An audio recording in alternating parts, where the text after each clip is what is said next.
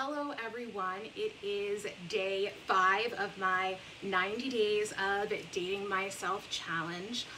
And today I have my dating myself theme to focus on today is rewarding myself for my wins. Often when we have a significant other, one of the joys of being in that relationship is supporting one another as we reach important goals, right? And achieve important things. So as part of my 90 days of dating myself challenge, as I explained in the beginning, part of what I am doing is thinking of all of the needs that I tend to have from intimate partners and figuring out how can I provide these needs for myself. And when it comes to, like I said, celebrating wins, that is kind of the influence of the relationship need that inspire that. So I was thinking about how to apply that to today, and it was tricky because it's like a weekday. There are things that I want to get done. I am going to I do have like a virtual vigil that I'm going to tonight. So, I don't think I have any way to have like a traditional celebration, but really I think the core of what the post is about is really like owning your wins, right? Owning your wins and giving yourself credit and reminding yourself throughout the day how far you've come. Now, it is interesting timing that own your wins comes today, because last night, for the first time in almost a month, I did binge eat late last night. And I want to say that the reason why I'm using that specific language rather than slip or relapse or lapse is because in my experience in recovery, those words have been a little bit stigmatizing.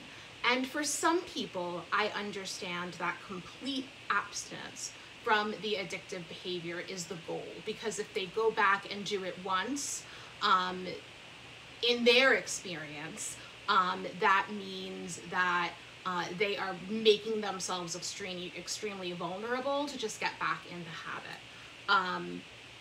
While my goal is to minimize binge eating as much as possible, I would not say that I necessarily have the hard and fast goal of abstinence. I do want a lifestyle free of binge eating. However, if I binge eat once in a while but I'm resilient afterwards, and my body is resilient, and my mind and body and spirit can bounce back and pick up kind of where I left off with that momentum, then that's okay with me.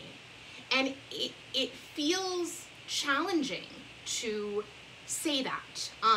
That's something that's often stigmatized in recovery communities. I would hear, well, if you go back to binge eating, there was a lot of fear instilled in it, right? Like, if you go back to binge eating even once, it can set off a trigger, and there's a lot of day counts in different programs. That all of that stuff was really not helpful to me. As I explained in my last video series, there's a judge and a victim voice, both very present, in my brain, and I'm learning how to coexist with them and calm them a little bit, but they're really present, and that really, all those day counts and everything, that set the, day counts, calorie counting related meal plans, all of those sent the judge voice in my brain kind of on overdrive. Those approaches to recovery haven't worked today. And, I know why I know exactly why I overate last night.